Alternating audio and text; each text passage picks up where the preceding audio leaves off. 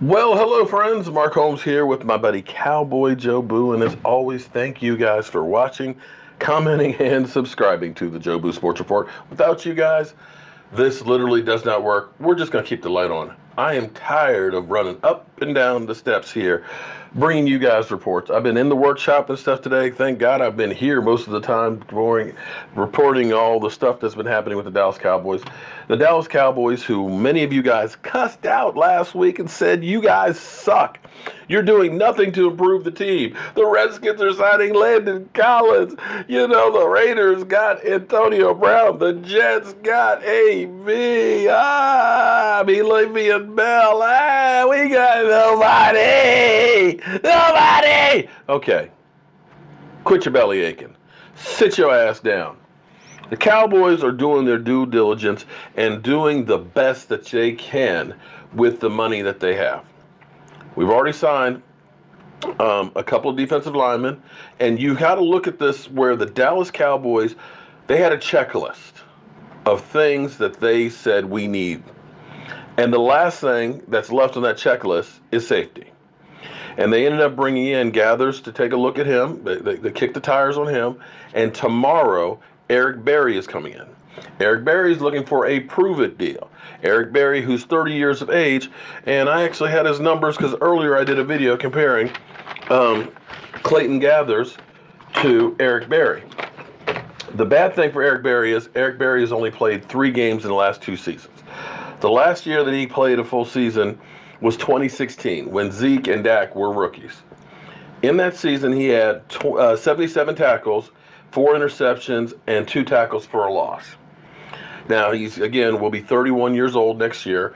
He had, of course, cancer, Hodgkin's, that he ended up getting past many, many years ago. And then he's had a heel issue, has been the problem.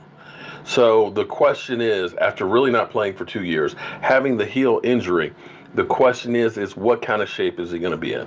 It would definitely be a prove-it, incentive-laden contract for him, without a doubt. So the Cowboys have been interested in him for, we've heard rumors of that since last week, but definitely are bringing him in for a visit tomorrow.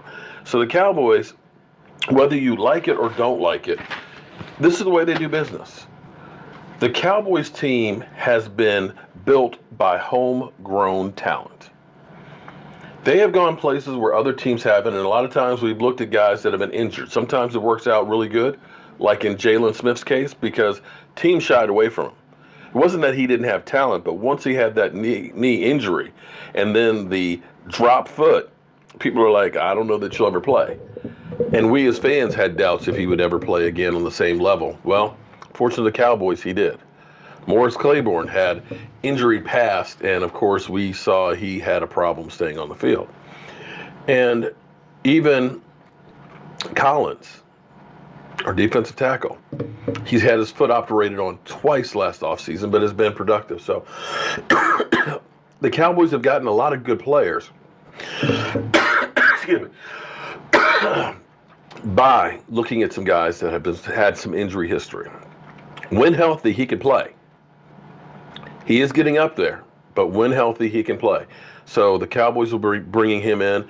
And you have to at least admire the Cowboys, because what they're trying to do, and I said this all along, ideally, when you dissect the season, do an autopsy, when you look and say, what were our problems last year? What are the places that we need the most help? And pretty much if they get a safety, they've addressed all of it.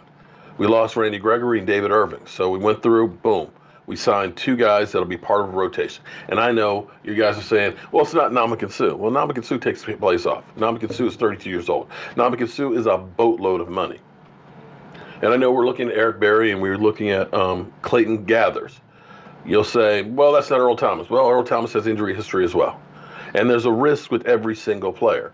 But right now, if the Cowboys do sign him, and let's say they end up signing a wide receiver, you look at it and say, we have capable bodies everywhere, which is good. And not a lot of teams can say that. Are they Pro Bowlers at every level? No. But you've got depth. You've got players that can play. You got players that are in your system. You then go to the draft and say, all right, we're the 58th pick. What's going to fall to me? It doesn't have to be a safety. It doesn't have to be a defensive lineman. It doesn't have to be a running back. It doesn't have to be a tight end. But if it's any one of those guys and he is a baller, you take that guy because that's an instant impact. And that's the Cowboys, what they're trying to do. We'll see if it pays dividends. But this is deja vu to me because this was last year. Last year we went into the season, went into free agency the first week not doing jack. And the Cowboys looked and said, you know what? We need help at wide receiver. We need help on the offensive line. And we need help on the defensive line. And they went through and they got people that everybody said, meh, who's that guy? But Cam Fleming played valuable minutes for Tyron Smith. Antwaun Woods played valuable time on that defensive line. So they did better than what a lot of these teams did with a lot of high-priced talent at bargain basement prices. We definitely will be talking about this. We'll be talking about the other visits we had today.